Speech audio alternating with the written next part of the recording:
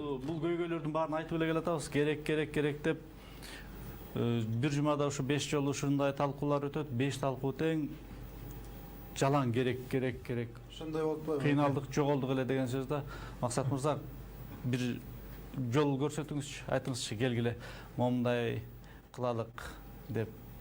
Муну кантип сындырып, кантип жаңы босогодон өтөбүз, кантип оңолобуз? Мен жеке көз карашым бар, балким ага кошуласыздар, кошулбайсыздар, бирок менин көз карашым ошондой.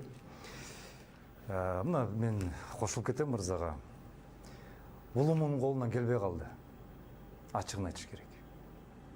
Улуу муун кичүү муунга тарбия деле эмес. Негизи эле биздин үйүбүздү, Кыргыз Республикасы деген үйүбүздүн келечегин алып бара албай калды.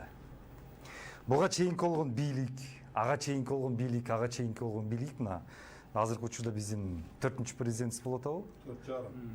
4,5. Эми ал жарымды мен президент катары эсептебейм, анткени ал шайланган эмес. Толук кошулат. Ал приказдын эме менен, буйрук менен такталган. Ал балким премьер-министр, балким ошондо, бирок президент эмес. Азыркы мына 4-чү президентке үмүттөр чоң. Өтө чоң Сооронбай Шариповичке.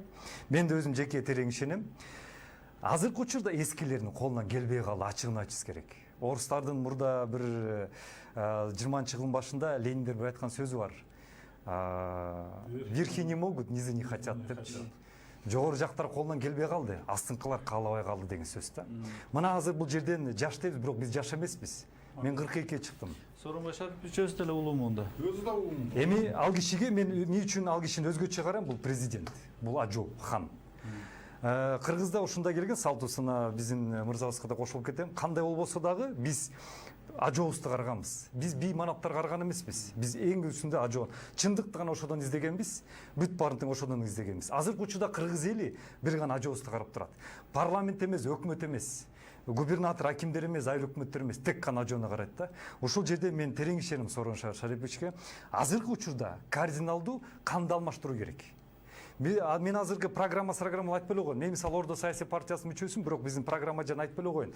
Качан гана бул биздин организмге ооруп жаткан Али мырза, бул ооруп аткан организм бир мындай айтканда сигналы да, жанагы ириң же жара чыгат эмеспи, же температура көтөрүлөт эмеспи, ошондой сыңар бул сигнал да. Качан гана азыр жаңы кан келмейинче, прогрессивдүү жаңылар келмейинче, ошолор келип туруп жанагы экономикалуу, социалдык жакта, медициналык ошолор гана орун алмайынча, мунугу эскилер бири-бирин алмашып келаткан 28 жылдан бери булардын колунан келбей калды. Менин көз карашым ошол.